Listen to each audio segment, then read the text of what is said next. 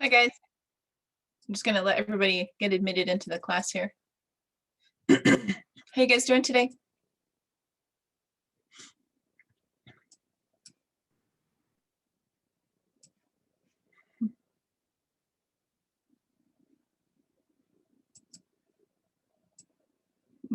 Yeah, it's a little more. Did you guys all get hit with midterms all around at the same time? Sometimes we try to prevent that, but it happens anyway. I have 2 midterms next week. Uh-oh.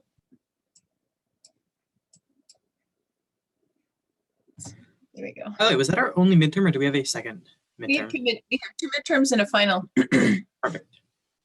Yeah. Some math classes have only one midterm. Some, because we're remote, some teachers are doing it also differently. Like some have 4 midterms instead of 2. I kept it the same format. We have 2 midterms and a final. That's which is nice. Yeah, last semester I only had 1 midterm. Yeah, it depends on the class and kind of how it gets organized.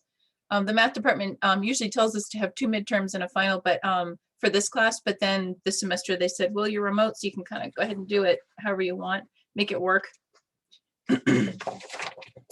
Anyway, all right. So just some administrative stuff. Let's see, I think that's in focus. Some administrative stuff. We have a quiz tomorrow. Quiz is on chapter 5.2, only 5.2. The homework for 5.2 is due tomorrow. I changed it, so the homework for 5.3 is due next week. So you guys can think about that at that point. We're going to cover 5.3 in 2 days, today and tomorrow. So we can keep that in mind. So hopefully at the end of class, I'll stop and then we can talk about maybe 5.2 homework. So we'll give ourselves some time to do that because tomorrow we should have time. Okay, all right. With that said, let me see, make sure this is in focus. Chapter 5.3. Looks like it's okay. Let's see. A little bit better. Okay, great. And let's make sure everybody's here. Okay, good. So let's go ahead and get started. So we're on chapter 5.3, which is called non-negative series. And I'll call this day 1. Day 1. It's not really part 1, part 2. It's just day 1, day 2, because we split it up over a couple of days. What do we say in non-negative series? Well, essentially, we're talking about positive series. Right? Sometimes when we say non-negative, that means we want to specify that it's not 0, so positive series, right? Because if we have a series that has a 0 term, well, 0 term's not so bad, but if all the terms are 0, that's not really a series. All right, so let's talk about positive series. So I've got my summation, right? So I've got my algorithm, a sub n. I'm going to sum up all of those terms in my a sub n, right? And in this case, our positive series is where all of our a sub n are greater than 0. Not greater than or equal to, but greater than 0. Okay, so that's our non-negative part for all n. Okay, so let's talk about what it looks like, what we're trying to do here. So I've got my x-axis, my y-axis. Just say, for example, right, I'm going to go out to n. We're going to talk about partial sums again. Okay, so let's say, for example, here's my first term, my a sub 1. This is just an example here. My second term, a sub 2. My third term, a sub 3. Whatever these things are, whatever our algorithm is, and then dot dot dot. Say, for example, and then I have my a sub n. Okay, like that. So what's happening is I've got a width. Each of these boxes has a width equal to 1 and a height equal to a sub n, whatever that a sub n is, right, that value. And so what we're trying to do is we're going to sum up the values, the area, all of these rectangles, right? So I'm going to sum up all of these things here, okay? And we're going to call that, when we do our series, when we do that, we're going to call that our partial sum. Remember, we keep talking about partial sums because often our series go up to infinity, right? So I don't want to be sitting here forever summing up all these terms. I want to come up with a representation for what my sum is going to be. So my partial sum, so we'll call it S sub n, is equal to the sum of all the areas of the n shaded rectangles. Okay. So now what happens if all of these terms are positive, right? So all of these terms, none of them, you can see, none of them are going below the axis, right? None are going below the x-axis. So I have all these positive terms. So that means that my partial sum forms an increasing. So you can think of my partial sums. If I have multiple partial sums, my partial sums form an increasing sequence. Okay, now what does that mean? I hesitate to use the word sequence because it's kind of like sequence from 5.1, but it really just means like if I have the first partial sum, this, which is the sum of the first term, the second partial sum, the sum of the first two terms, third partial sum, sum of the third terms, that sequence of partial sums is increasing, right? Our sum is getting bigger because all of our terms are positive, right? So we can say S sub n is less than S sub n plus 1 for all n. Now, why does that happen? And that happens because the sum gets bigger as n gets bigger as we go along, because going on and all a sub n are positive. Okay, right? So my sum's getting bigger as I go. So now the whole idea about convergence gets more complicated because I don't have anything that's going to decrease this sum. So I got to be thinking about my summation, right? My summation is going to go, it's basically getting bigger and bigger, but does it get bigger and bigger and plateau, or does it just get bigger and bigger indefinitely, right? So we want to be able to define how we think about convergence with all of our terms in our series being positive. So this is our theorem here. And basically, if S, our sum, n equals 1 to infinity, a sub n, this is our series here.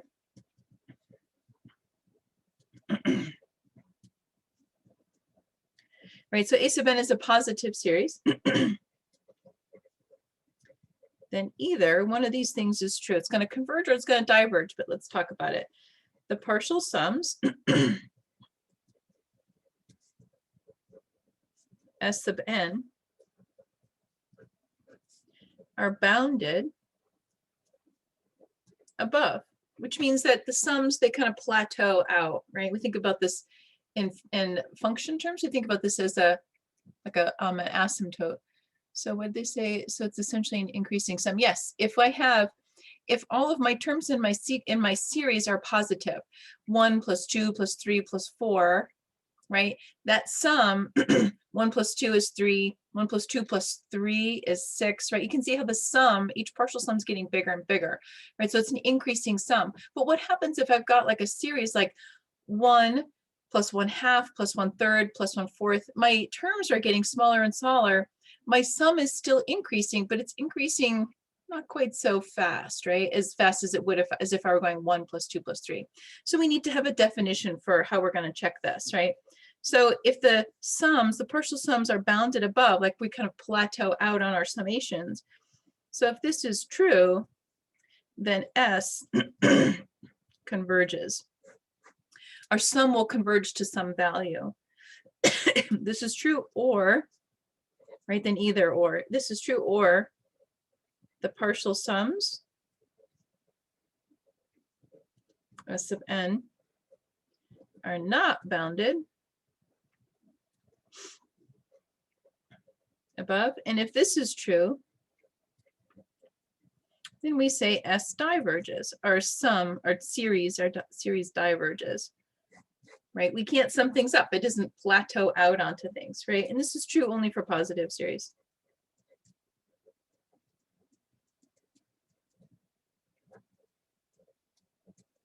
Right, because when we have like, negative series, or if we have like a alternating series, we're going to talk about alternating series later, then, we're going to have different ways of analyzing those. Okay, so we need to have a set of tools for being able to take a look at these here. So I'll let you guys finish writing that, and then we'll start talking about those tests.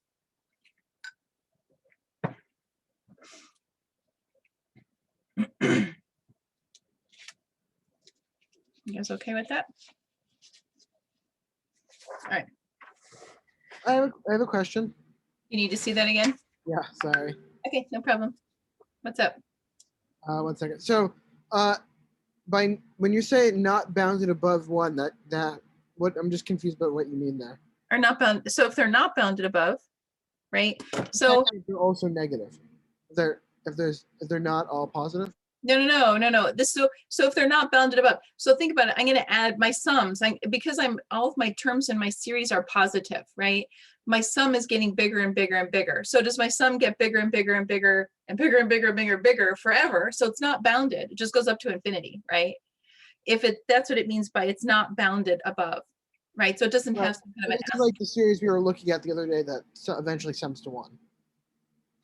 Well, I forget which series it was that we were looking at, but you have to be careful because there are certain types of series, like geometric series may be positive, but they may also have negative terms. So I can't just say that's going to sum to 1. Or like a telescoping series is going to have negative terms in it that are going to help it kind of come to some kind of a bound. So in this case, right, we're dealing with a series where all the terms are positive. So like 1 plus 1/2 plus 1/3 plus 1/4 plus 1/5 plus 1/6. See, 1/2, 1/3, 1/4, 1/5, all of those terms are positive, right? And I'm adding them to my sum. So my sum is getting bigger, but does my sum get bigger and bigger and bigger, or does it get bigger and then it kind of levels off? And basically when we say, does it level off? That means even though my terms, I'm adding positive terms to my sum, those positive terms are getting so small so quickly that I kind of level off before my sum reaches infinity. Got it. Does that help? Yep. Thank you. Sorry for the interruption. Yeah, no problem. It's a good question. All right. So one of the tests that we're going to do for all positive terms is called the integral test. This is a theorem.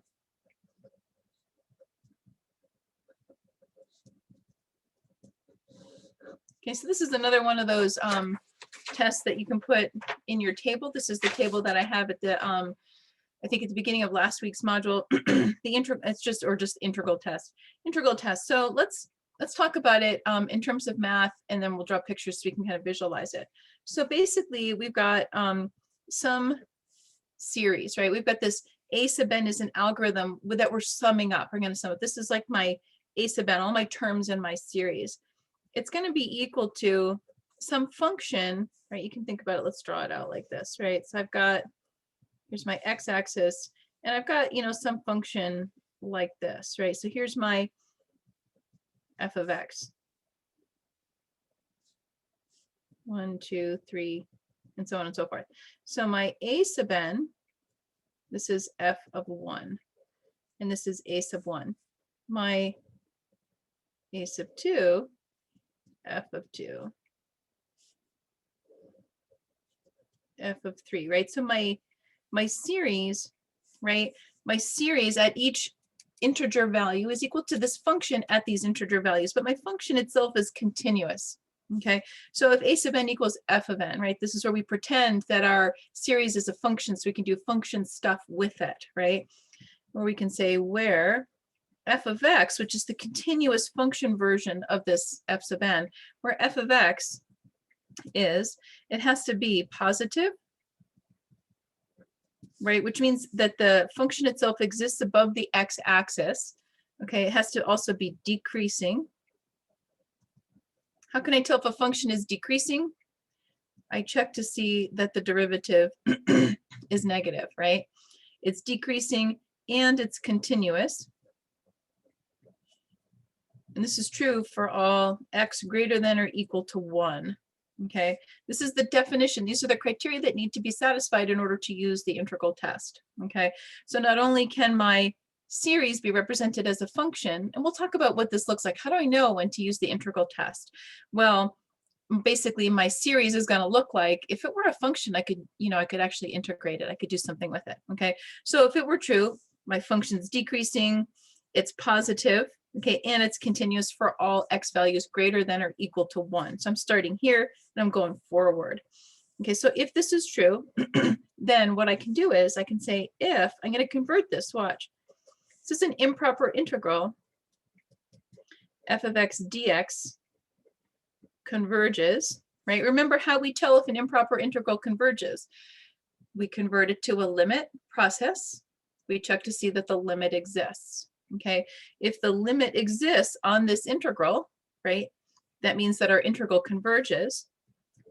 Then our summation n equals 1 to infinity a sub n also converges. Incidentally, this right here, our bounds for our summation n equals 1 to infinity, is going to form the bounds for our integration. So I'm going to go, if this starts at 5 to infinity, this is going to go from 5 to infinity. So think about, make sure you're reading what your series looks like. So if the improper integral converges, then the series converges. Forget about what this converges to, just you want to know if it converges, then our series is going to converge. Also, this is a test for convergence and for divergence. So if my improper integral diverges, then my series also diverges. Okay, remember some of these tests that we're doing are tests for convergence only, some are for divergence only, and some are for both. The integral test is one of those that's a test for both.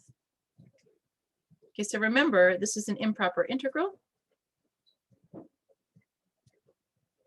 Okay, so remember how we do this, right? We're going to say I'm going to convert this to a limit. It goes to infinity, 1 to b, f of x dx. If the limit exists, then this thing converges. Oops, I'm running out of space. If this does not exist, then we say it diverges. Okay, so remember what we did at the beginning of the semester with improper integrals. Okay. You guys have that? So we're going to apply this to a function, to a series. But let's talk about first, remember, when we did our improper integrals at the beginning of the semester, right, we talked about whether it converged, and then what this limit existed, we said that's what the integral converged to. We don't care anymore what this converges to, only that the limit exists. When we use, we're going to use this, if it converges, then we're going to talk about calculating a sum. So if the series converges, then let's talk about the sum. The sum of our series, it's an approximation.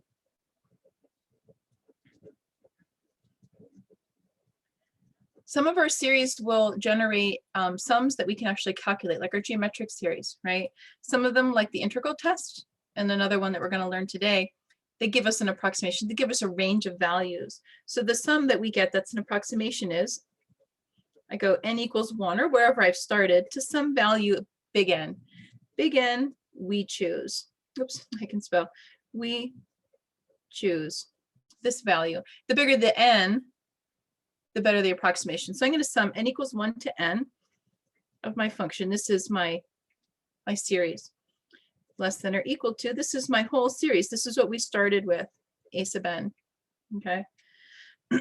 Which is less than or equal to n equals 1 to n. This is here our bottom.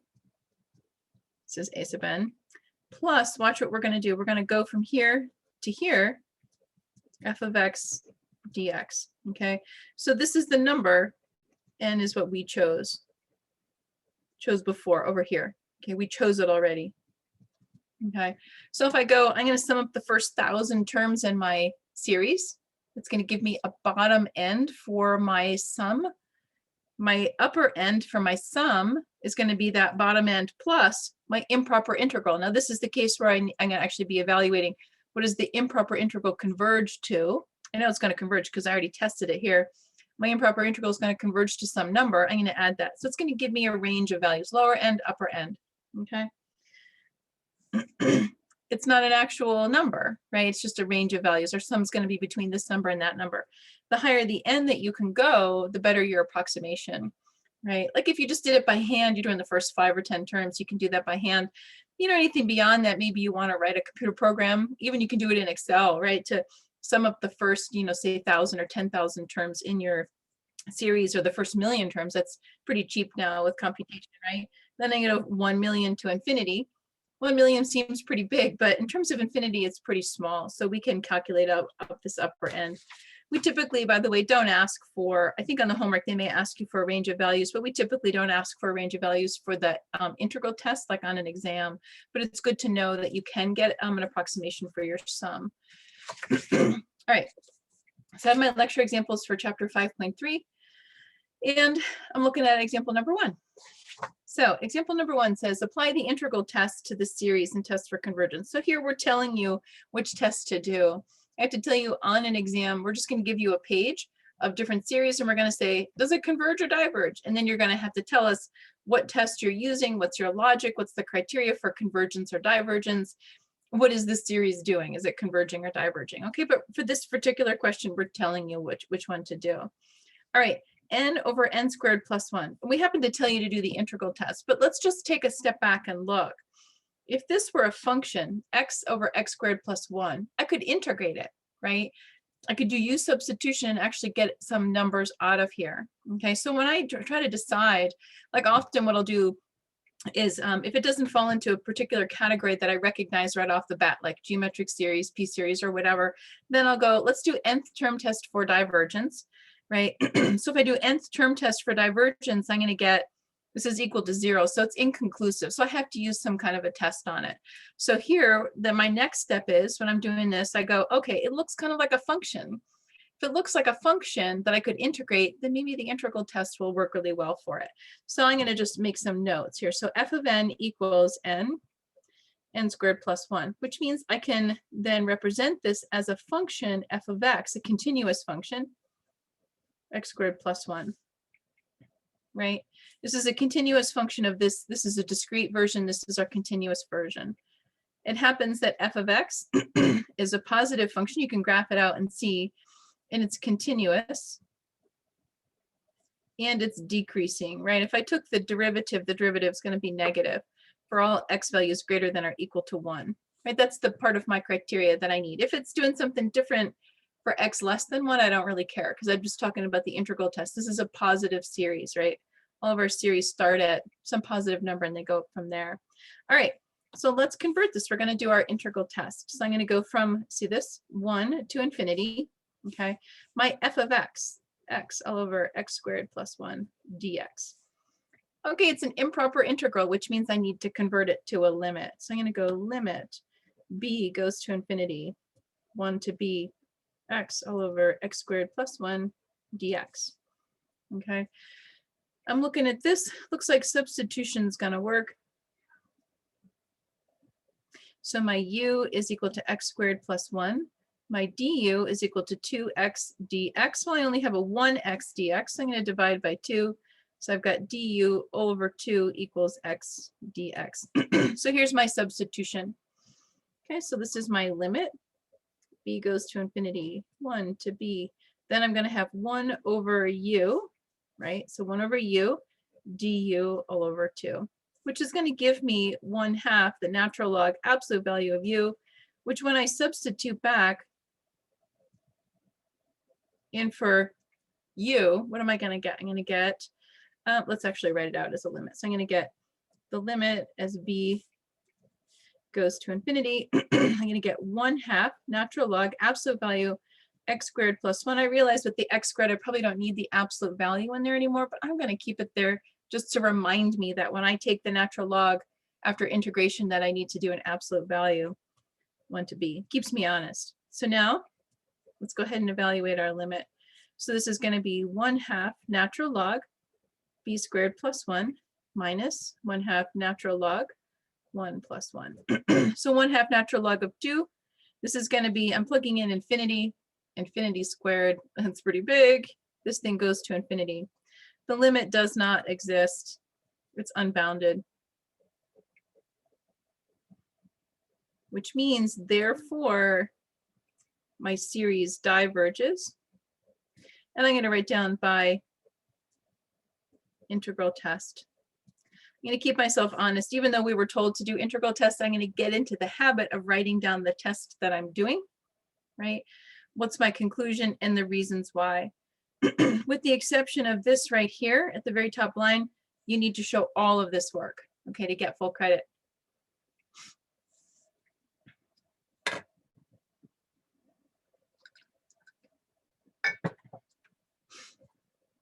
Okay. I'll start scrolling up. All right, next question. Does this series converge? If yes, what does it converge to? Notice we didn't tell you what test to use. Okay, so if I did the nth term test for divergence, I'm going to get, this is going to be equal to 0. So that's inconclusive. Okay, so just right off the bat, you know, the nth term test is a great first go-to, but it's often inconclusive. So just kind of keep that in the back of your mind.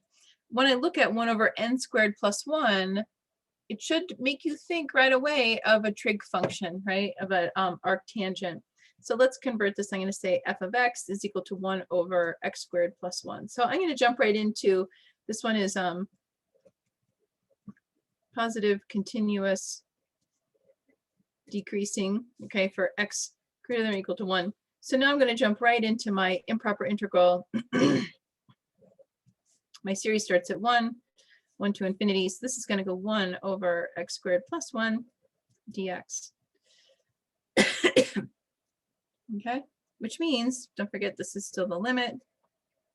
You must write the limit when you're doing the improper integral, otherwise you're not doing an improper integral. You have to evaluate this as a limit process. So the limit, right, this is going to be inverse tangent, right? And I'm going to go from 1, oops, sorry, I did this, it should be b, my bad. There, okay.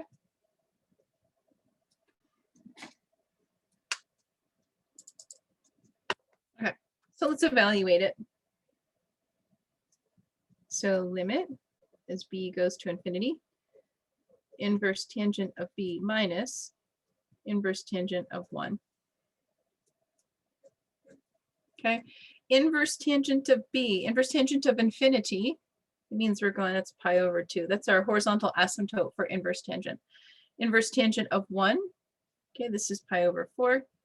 So we're looking at pi over 2 minus pi over 4, which gives us pi over 4, okay, which is a real number. It's a finite real number, okay, which means that I'm looking at limit exists.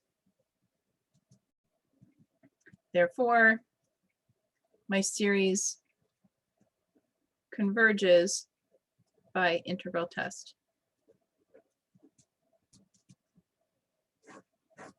Okay, it's not the sum. Let me write that in red. This is not the sum. This is just telling us what our improper integral converges to. If we just had an improper integral and we were told to, you know, figure out does it converge or whatever, what does it converge to? This is what your improper integral converges to, but it's not our sum. Remember, our sum is, we have to add up all of those blocks. Okay, this is giving us what our function is doing. So I need to come up with, we'll do an approximation for our sum.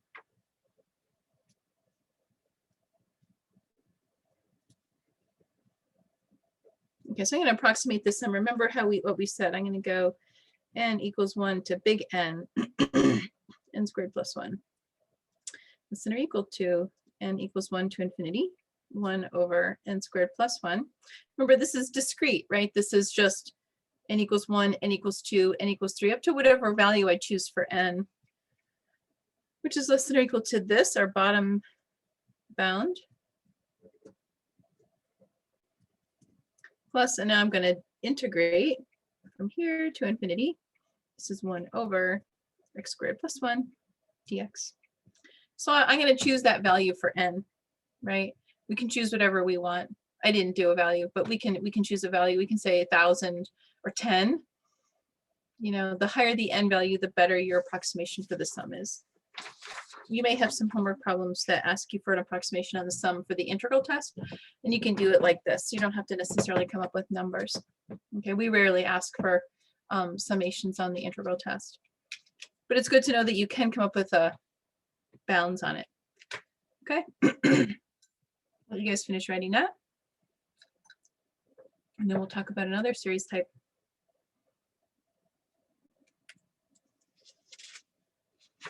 Okay.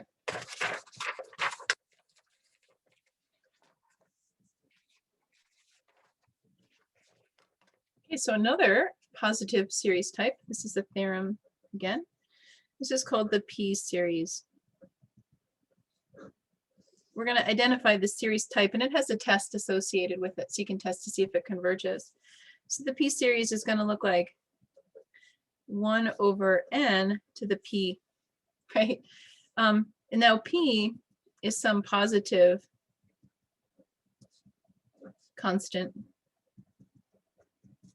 It's like some number, could be 1 or 5 or pi or some positive constant, right? It's just some number. It's a constant. It doesn't change. N is the thing that's changing. P is some constant value. Okay, so this is a test for convergence and divergence. So this converges if P is greater than 1, right? So 1 over n squared will converge.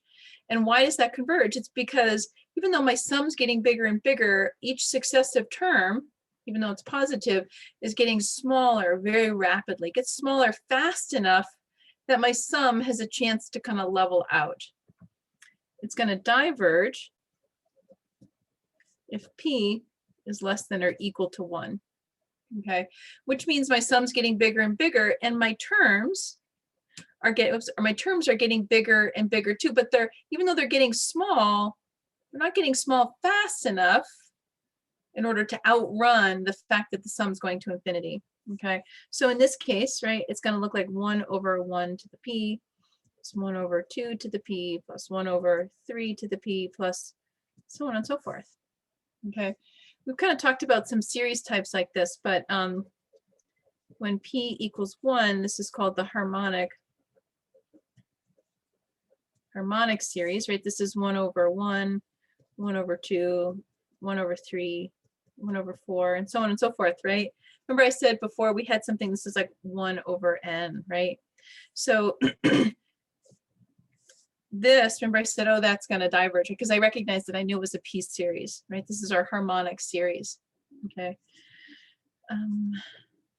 Diverges because p is equal to 1, okay? Just as an FYI. All right, so the sum is also an approximation.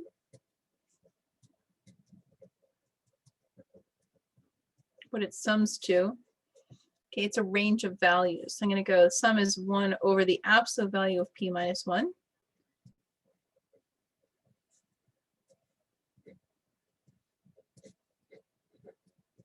Right, so my sum of my series is between 1 over absolute value of p minus 1 and 1 plus 1 over absolute value of p minus 1. This is an approximation. I think on some of your homework problems, you've got to be able to play with this here, this approximation. We don't usually ask for things on the p sums on the p series, but you will be asked to say if the p series is going to converge or not. But we rarely ask for summations on here, except I think in your homework we do. All right, you guys okay with that? All right, example 3. Does a series converge? What does it converge to? Which test did you use? So this is like, get into the habit. I'm, sort of nagging you to tell me which test you're using, because you will need to do that on the quizzes and the tests. Okay, so keep that in mind. So when I see like with a radical, I usually like to rewrite it as an exponent, 1 over n. Radical is a fractional exponent. So 1 over n to the 1/3. So in this case, this is a p series. So I'm going to do a p series test. Okay, my p is equal to 1/3. Okay, the criteria for convergence is if p is greater than 1, but here this diverges because p is less than or equal to 1. Okay, I could have easily said p equals 1/3, which is less than or equal to 1, therefore diverges. Because this is a divergent p series. Okay, p series are straightforward. You have to be careful that you don't confuse them with geometric series. Geometric series is a constant raised to the n. P series is n raised to the constant. People often confuse them. Okay, but be very careful. They're subtle. They're subtle differences, but they're really important because they cause big changes if you get them wrong. All right, 1 over n squared, right? Straightforward. So let's do this. This is p equals 2. Right, so I'm evaluating. This is 1 over n. I've got it raised to some constant power. Constant power is equal to 2. This looks like 1 over 1 squared plus 1 over 2 squared, 3 squared, so on and so forth. Just so you can kind of start to recognize. Remember we did things like that 1 plus 1/4 plus 1/9, so on and so forth. We've kind of seen these a little bit before. So this is, we're going to say p is greater than 1, right? Because p is equal to 2. Therefore, our series converges by p-series test. Right, I'm writing it a little differently than before. They're both fine, just to kind of let you know. Okay, I have to say what test I've used, the criteria for convergence or divergence, right? And what my conclusion is. Okay, did it satisfy, how did it satisfy one of those criteria? Okay.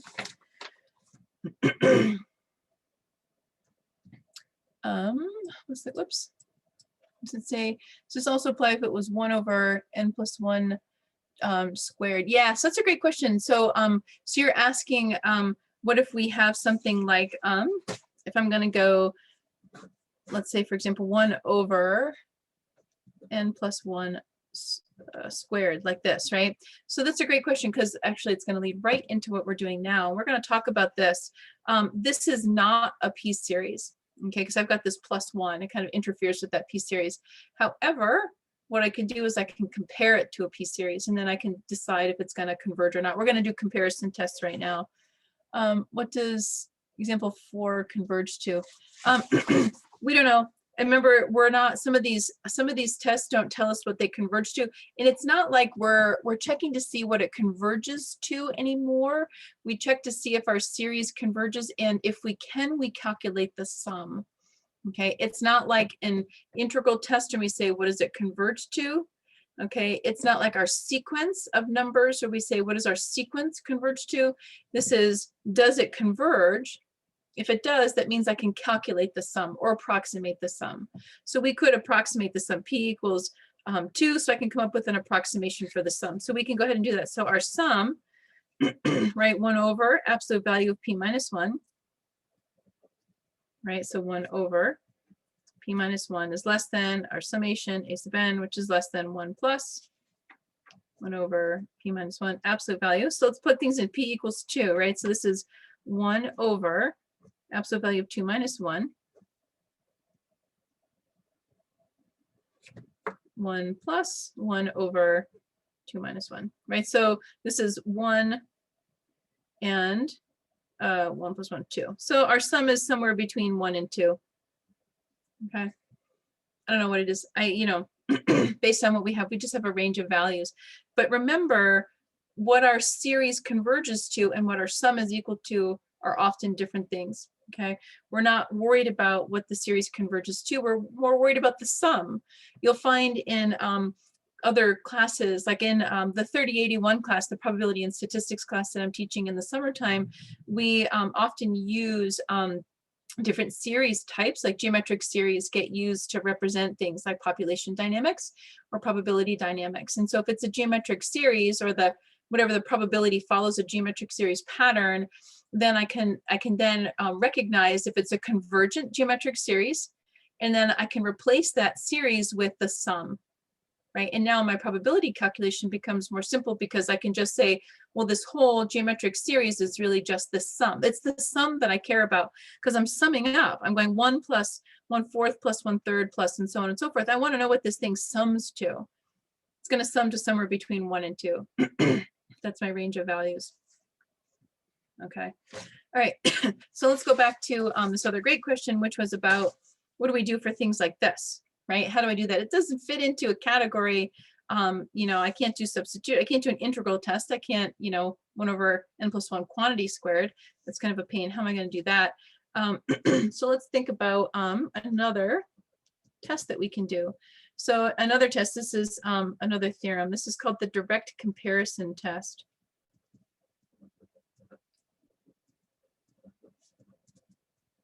The comparison tests are great. There's several that we're going to learn in this chapter, but the comparison tests are great because what I'm going to do is I'm going to identify, like this right here, this is a lot like a p-series test, 1 over n squared, right? And so I need to be able to figure out, how does this relate to a series that I can pull, that I can use as a comparison. So I'm going to compare my unknown series to a known series. Why can't I do an integral test on this one? Why can't I? 1 over n plus 1 quantity squared. I suppose I could do partial fractions and try to figure out, what my integral test is going to be. It's possible. You know, I think probably if I had this, I would do some kind of a comparison test. It would be easier, less calculation I would have to do. Okay, so let's talk about our direct comparison test. So let's see. Well, I want to do this. So I'm going to go, I've got my series. I've got, oops, 0 is less than a sub n, which is less than b sub n. Remember, all of our series are positive, which is why we're bounding at the x-axis at 0. And I'm going to say a sub n, whatever it is smaller than b sub n for all, for values of n that are greater than or equal to some value m, right? This is an m, sorry, it doesn't look like it. For some value of m. This is like saying m can be 1, m can be 1,000. It's like we're going up to infinity. So even if I say the first 1,000, they're not equal, but after that they are, really, you know, when you go up to infinity, you know, even if I stop, even if m is equal to 10 billion, it's still small in comparison to infinity, right? So I'm more worried about like the end behavior, what's happening here. So for some value of n greater than m, okay?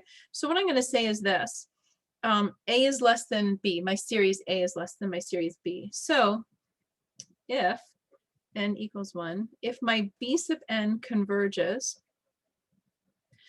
b sub n's bigger, then that must mean that my a sub n also converges.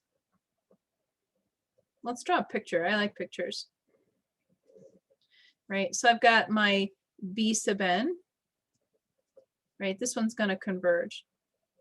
We know we're choosing b sub n. We know that b sub n is going to converge, and we know we can show that b sub n is greater than a sub n. That must mean that my unknown series also converges.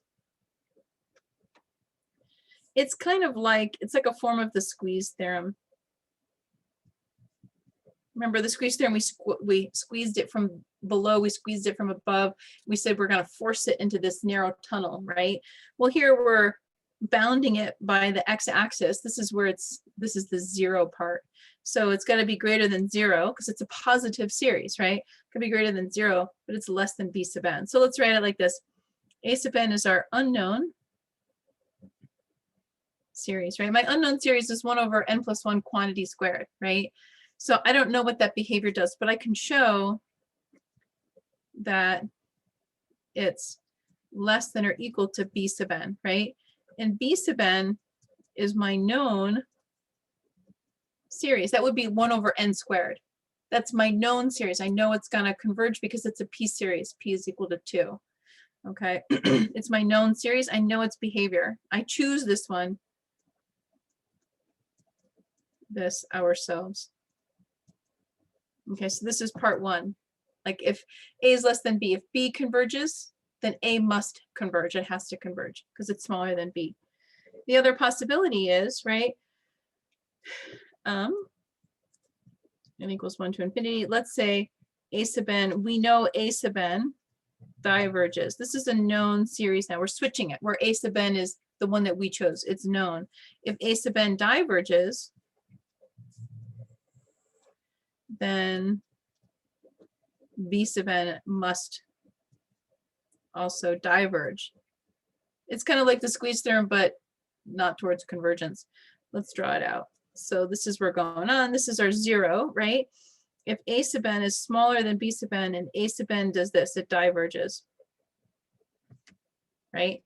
It's smaller than b sub n, so b sub n must also diverge. It pushes it up into divergence, right? So let's write this down. A sub n in this case is our known series. We know it diverges. How do we know it diverges? Because we did a series test on it before we started, right? We did a geometric series. We showed it, oh, this one's going to diverge. We did a p-series test. Oh, it's going to diverge, right? And then like if this was, instead, if this was 1 over n plus 1 instead of squared, I would compare it to 1 over n, which is a divergent, right?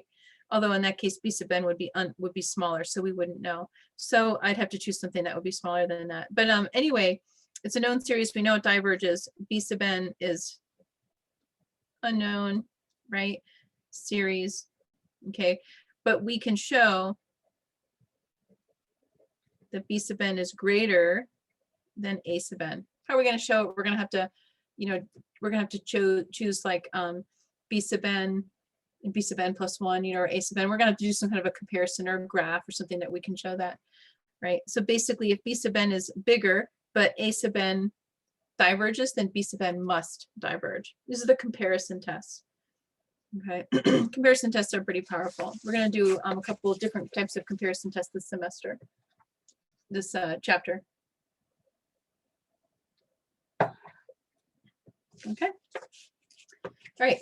You guys are done writing that. We'll take a look at example 5. Does a series converge by which test? Okay, so let's take a look. So I've got this one here. So for n greater than 1, greater than or equal to 1. So I'm going to come and think about what am I going to compare this to? So if I do, say 1 over radical n, 3 to the n, that's going to be smaller than 3 to the n. Why am I choosing this one? This is actually, let's do this. 1 over 3 to the n is a geometric series. We would recognize it if it was like 1/3 to the n, right? And it's this, we have to show, if we're going to do comparison, the thing that we're comparing it to, we have to show by which test is it going to converge or diverge. So let me just show that this is going to converge or diverge. So 1/3, so it's a geometric series test. Remember, our criteria for convergence is that our R, absolute value of R is between 0 and 1. So 0 is less than 1/3, which is less than 1. So check this thing converges by the geometric series test. Okay, so this is a convergent geometric series. It's greater than this.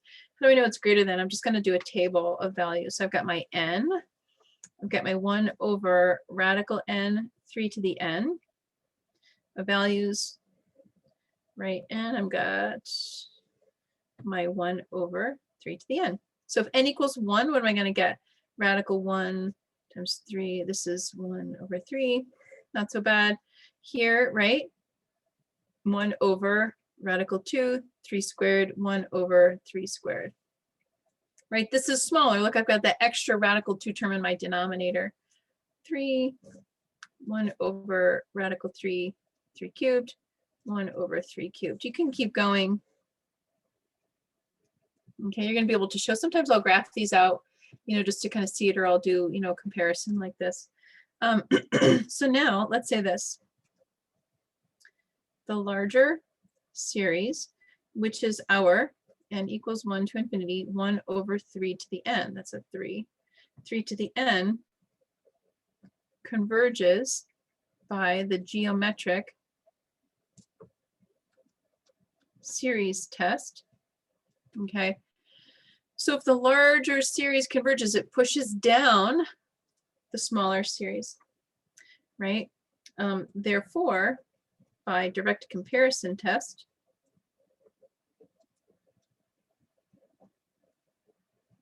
our unknown series, n equals 1 to infinity, 1 over radical n, 3 to the n, also converges. It's squeezed into convergence, okay?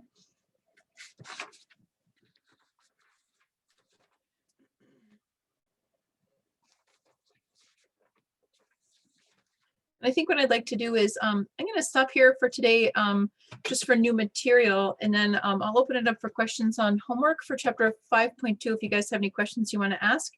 If you don't have questions on 5.2, you're welcome to take off early. Otherwise, I'll post the video. You can take a look at it later. So we'll pick up 5.3 tomorrow and finish it off. And then,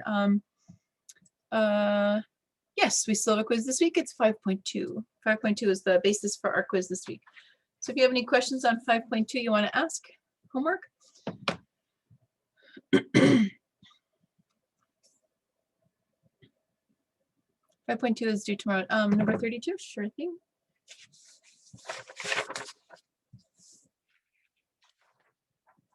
All right, so let's take a look. Let me read the question. Okay, so 32 says, 32 says, sorry, I'm just going to read the instructions. Determine if the series converges. If it does, what does it converge to? 1 over 10 times p. Okay. So this is chapter 5.2 homework, question 32. So this one is, we've got p equals 1 to infinity, 1 over 10 times p. This is like saying 1/10 times the summation 1 over p. Okay, this, you know, it's unfair. Sometimes our book uses things that we haven't actually learned yet. You, I think, only learned that this was a harmonic. In your book, they talk about this as a harmonic series which diverges, which we now know is a p series, which you wouldn't have known in chapter 5.2, but it's a p series with p equals 1, so it diverges. So this thing here diverges.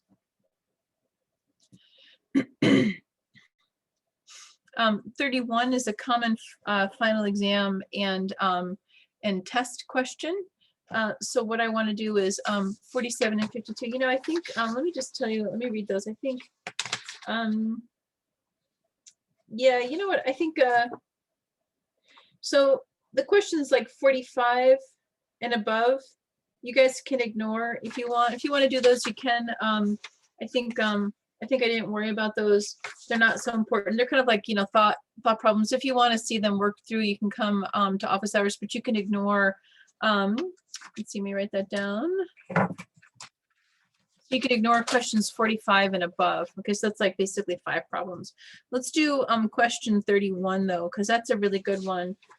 This is a common final exam question, okay, and a common midterm exam question too, because we like these types of things. So we've got the sum k equals 1 to infinity, 1 over k minus 1 over k plus 1. Oops, sorry, I shouldn't have closed that bracket. Plus 5 times minus 1 to the k, 3 to the k, right? So now the big trick on this is, if you don't recognize that I can split this up into 2 different series types, you're really going to spin your wheels on this one. So the first thing I'm going to do is I'm going to distribute my summation terms. This is 1 over k minus 1 over k plus 1, plus k equals 1 to infinity, 5 minus 1 to the k, 3 to the k. You have to break this up into 2 different pieces because these are 2 different series types that are being combined together. This is a telescoping series and this is a geometric.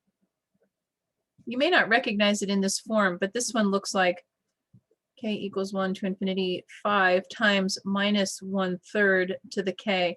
It's the same exponent, so I can combine it into one fraction. So let's just check to see. First, we have to handle them. We're going to analyze them in 2 pieces. If they both converge, we can calculate their sums and add them together. Okay, so my test for convergence is to test this part right here, right, if that's going to converge. So I'm going to go the limit as k goes to infinity, 1 over k plus 1, which goes to 0. So that limit exists. So this converges, which is good. We'll talk about the sum in a minute. So this part I have to check for convergence. So my a is equal to 5, my r is equal to minus 1/3. So 0 is less than the absolute value of 1/3, which is less than 1. So 1/3 is between 0 and 1, so this will converge by the geometric series test. So now I can think about sums. Okay, so my sum, I'm not going to bother calculating sums. If this converges and that doesn't, the whole thing's going to diverge. So I'm only going to check for convergence first and then go back and calculate sums. So my sum for the telescoping is my first term, which is 1 over 1. So that's 1 minus the limit of my nth term, n plus first term, k plus 1. This goes to 0. So my sum here is equal to 1 on my telescoping side. On my geometric side, I have to calculate my sum is a over 1 minus r. So that's 5. 1 minus, watch out, minus a minus. This becomes 5 all over 1 plus 1/3. So 3/3 plus 1/3, this is 5 all over 4/3.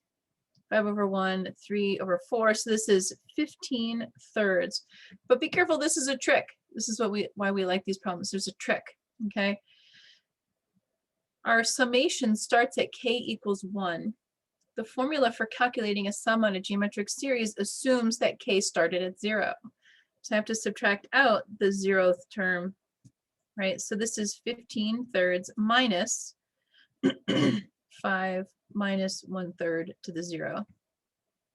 Okay, which is really just 5. So this is 15/3 minus 5.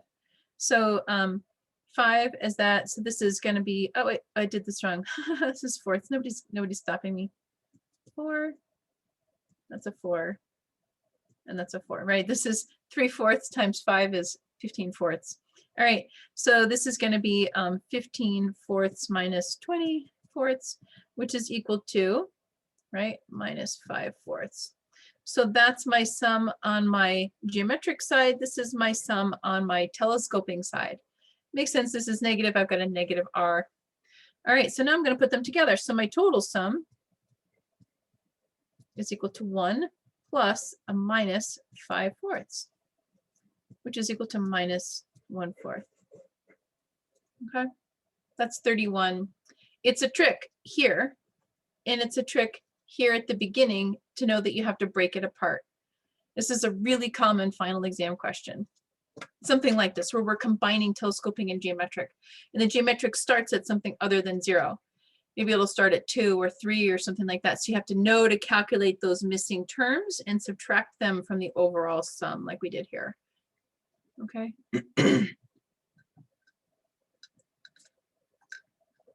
Question 31. Somebody asked about 47 and 52, but you don't have to worry about those. I would say you can do this if you want, but I wouldn't sweat it. Anything 45 and above you can ignore. I won't take off points if you don't do it. 33, sure thing. All right. I'm just going to scroll up here. All right, so this is question 33. So we're looking at p equals 1 to infinity minus 1 p all over 10 times p. Yeah, these are, you know, the textbook talks about like alternating and alternating harmonic series, so that, so let's factor out the 1/10 again. So there's stuff that's being introduced in the textbook that all over p. So this is an alternating harmonic. This is an alternating harmonic, and it's basically like it's gonna, this one is a negative, so the alternating harmonic that starts, it basically sums up to minus natural log of 2. So this becomes 1/10 times minus natural log of 2. So this becomes 1/10 minus 1/10 natural log of 2 is your answer. But you had to, your book talks about how your alternating harmonic sums up to the natural log of 2, right? Or the negative natural log of 2. So let's, I'll write it out. So I'm going to go minus 1 plus 1/2 minus 1/3 plus 1/4 minus 1/5, so on and so forth, sums up to minus natural log of 2. If I have an alternating harmonic like this is, oops, sorry, negative 1/2 plus 1/3 minus 1/4 plus 1/5. This is sort of our standard natural log of 2. So these are alternating harmonics.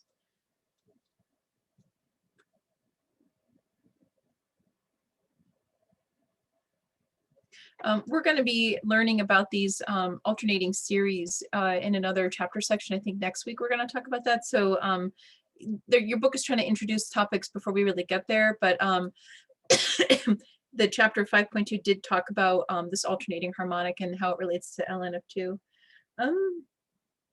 So it's 33. 21, sure.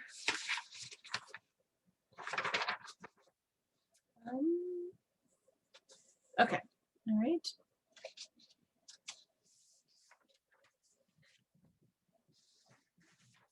Okay, so question 21.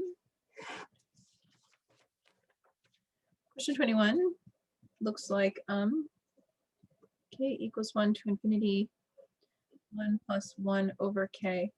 Right, I can do the nth term test. I'm going to try that. When I do this, I'm going to get the limit as n goes to infinity of 1 plus 1 over n. I guess I switched it to n. And so basically this part goes to 0. This is equal to 1, which is not equal to 0. So therefore this diverges by the nth term test for divergence. Remember that term test only tells us whether it diverges. If our limit doesn't equal to 0, then it diverges. If it's equal to 0, I don't know, does it or does it not? We need another series test to tell us if it converges or diverges. It's inconclusive if it's equal to 0. Okay. If you guys don't have any other questions, then we can take off for the day. Actually, I have a quick question about your statistics course. Yeah. Could I ask that now? Yeah, you bet. Do you also plan on like posting and recording the Zoom meetings? Yeah, absolutely.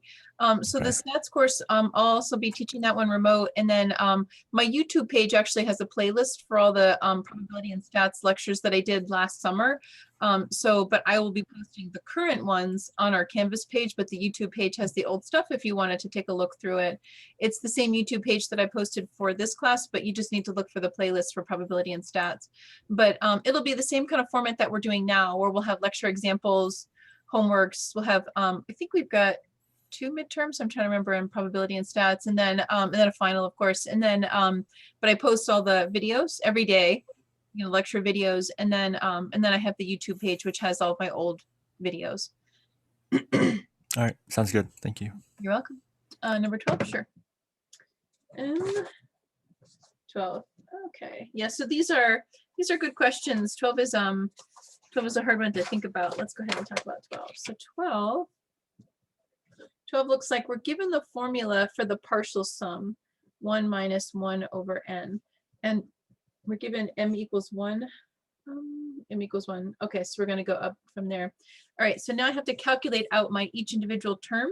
And I have to, I'm going to take it step by step. So my first partial sum is 1 minus 1 over 1, which is equal to 0. So my very first term is equal to 0. Remember, my summation is b1 plus b2 plus b3 plus b4, and so on and so forth. So I have to calculate these out. My second partial sum is b1 plus b2, which is equal to 1 minus 1 over 2. This is the formula for that nth partial sum. So I'm going to follow that, right?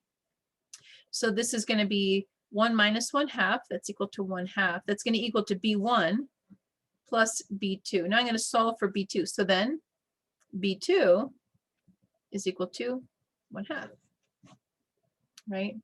So now my third partial sum is 1 minus 1/3, right, which is 2/3. And that's b1 plus b2 plus b3. So I'm going to substitute in. So this is equal to b1 was 0. B2 was 1/2, and B3 is unknown. I'm going to solve for B3. So I'm going to subtract 1/2 from 2/3, and I'm going to get B3 is equal to 1/6. Okay. Yeah. And then S4 is equal to 1 minus 1/4, right, which is 3/4, which is B1, B2, B3, B4. So this was equal to 0 plus, what do we get? 1/2, 1/6 plus B4, which I need to solve for B4. So I'm going to add up these two terms and subtract it from 3/4. I'm going to get B4 equal to 1/12. My fifth partial sum is 1 minus 1/5. We're kind of starting from the back, right? That we're given what each partial sum, the formula is, and then we have to figure out what all of those individual terms are to get there. So this is 4/5. This is B1, B2, B3, B4, B5. So B1, B3, 1/12. And then B5 is what I'm solving for. So B5 is when I get 1/20. Okay, so my terms go 0, 1/2, 1/6, 1/12, and 1/20, right? So I have to come up with a formula that represents this, right? So my generic my summation a sub n looks like 0 plus 1/2 plus 1/6 plus 1/12 plus 1/20th plus so on and so forth, right? So I can't just use that because that tells me what my sum is. So I have to look at these and see how they're maybe related. So it looks like, and you can do multiple things. I think when I did this, I said n equals 2 to infinity, n times n minus 1. You can play around with it. This is what I came up with. You may have a different form, like maybe you'll want to play around with it and see if it works. But then check it out. Like make sure, like do the first handful of terms. So when n equals 2, I'm going to get 1/2, 2 times 1, plus when n equals 3, I'm going to get 3 times 2, so that's 6. When n equals 4, 4 times 2 is 12. So it seems to be working, right? So just check it out. So this right here, part C, you really don't know how to check for convergence yet. In 5.2, you're learning, like you only learned like a handful of things, but I'll tell you what I did. You guys don't have to worry about doing part C because you haven't learned that stuff yet, but I did a comparison test. Comparison test with, this is like n squared 1 over n squared, which is a convergent P series, right? Because P is equal to 2. So basically, I said that, let's see, you don't know these yet. This, I did a limit comparison. And so then basically this thing converges. I'm not even gonna show you this because you haven't learned it yet. You're gonna learn that in the next couple of days. I love the limit comparison test, but you guys haven't learned it yet. So part C is a little bit funny because there's so many tests that we need to use that you haven't really learned how to do this yet, but I'll just tell you what converges, and I did the limit comparison test for it. Okay. Okay, guys. All right. So tomorrow we'll finish up 5.3, and then you guys can ask me more questions on 5.2, which is due tomorrow at midnight, and we have a quiz on 5.2 tomorrow. Okay. Have a great afternoon, guys. I'll talk to you later. Thank you. Take care. Thank you. Take care. Bye.